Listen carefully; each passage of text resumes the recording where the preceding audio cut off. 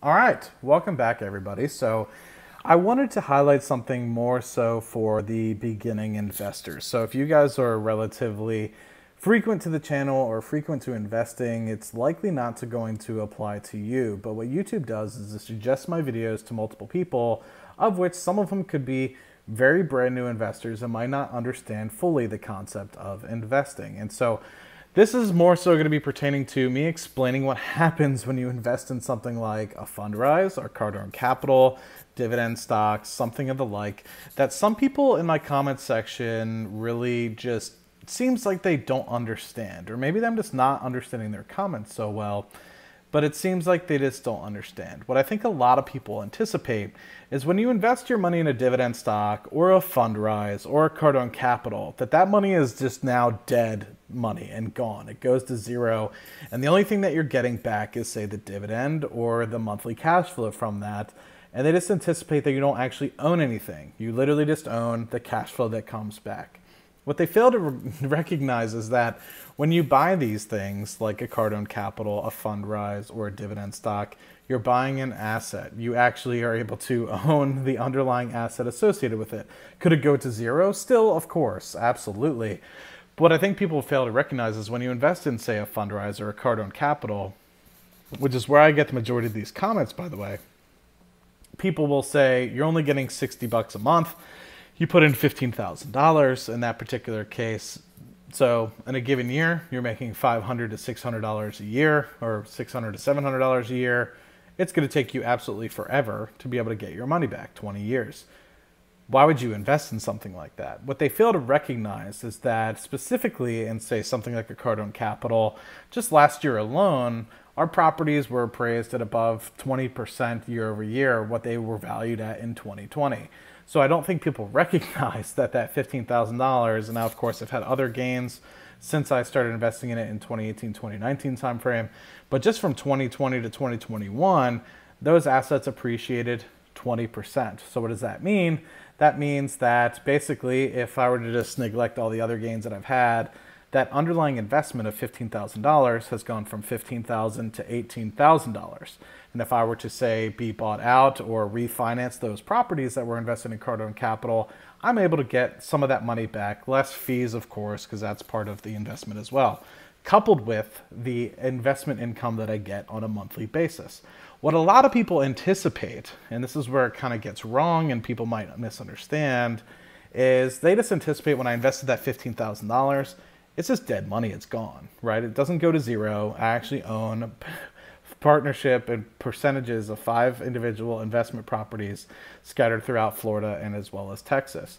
I think a lot of people anticipate that when you're investing in certain things like dividend stocks and fundrise as well, the same occurs, right? You're giving money, say 50 bucks for the share in the stock, and you're getting, let's say, $2 a year in dividend income. They don't assume, or they just assume that $50 investment is now dead and gone, and the only money that you ever get back is that $2 annual cash flow that you kind of get through the dividend. And that's just not the case. And so I hope I'm just bringing to light the what now is obvious to, say, some more experienced investors, but maybe for some of you guys is investing 101, what it's like to own an appreciating asset that pays cash flow. This is the same if you were to, say, buy a rental property. This is the same if you were to buy a lot of different things. The only difference is if you were to, say, buy a stock that, let's just say, does not pay a dividend, you'd literally be paying, say, $50 for a share of stock for the hope that it goes to $100 in the future. And that's where you would potentially make your money. The only case where you're, say, investing, let's just say, $300,000, and it doesn't necessarily go to zero, but you're not really getting any sort of appreciation per se, is when you're, say, loaning out your money, or you're buying treasury bonds, or you're buying something of the like. It's a little bit different, let's say. You can potentially sell them at a profit, but the way to do that's a little bit different and a little bit more unique compared to, say, investing in, say, a fundrise, Cardone Capital, or a dividend stock. But when you're buying, say, let's just say a mortgage, and you're, say, lending that out to somebody to rent, you're saying, I have $300,000 that I will give to you to purchase an asset, whether it's a home, a car, a business, whatever. you are going to pay me that 7% annualized. So you are out $300,000. That is technically at this point zero, but you might own, let's just say, the asset that they purchased with it.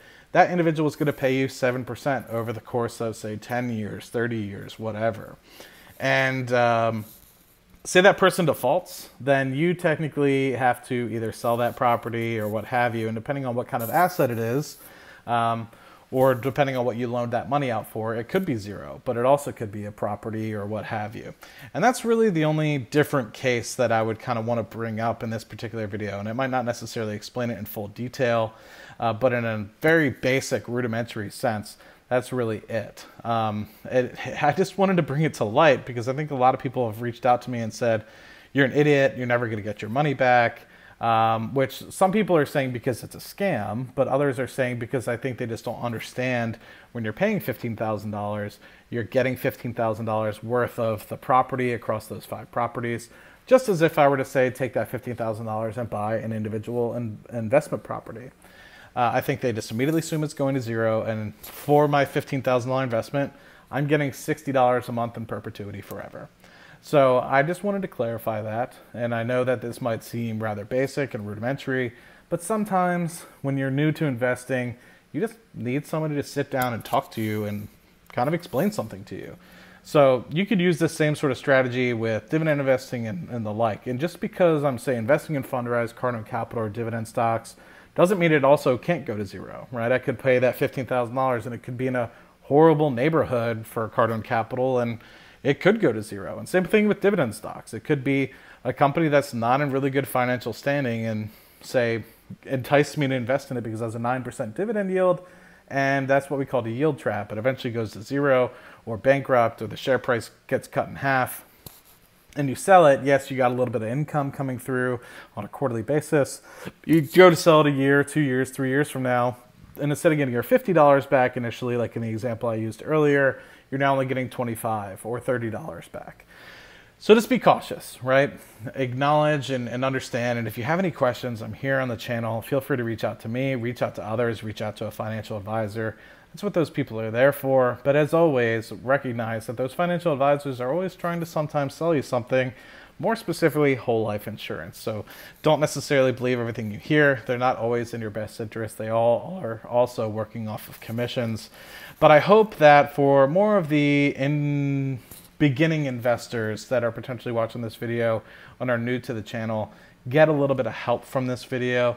And I hope that those of you that might be, I guess, even considering yourselves beyond beginners, may have listened and stuck around for the 8 minutes of this video and really said, huh, that actually is pretty intriguing, and I never really thought about it, but at one point you probably thought the same. So if you know somebody that's new to investing or something, like, please share the video. It might help them out and recognize that you know, the difference between investing in something or buying a set of cash flow, right? It might just help them a little bit and get them to that next little step that they need to be on their investment journey. So wanted to share that with y'all because I'd seen it not even just recently, but over the course of probably 2 to 3 years, and I wanted to help clarify. So love you all. See you guys in the next video. Let me know if you guys have any questions in the comment section down below. I'll see you on the next one. Cheers.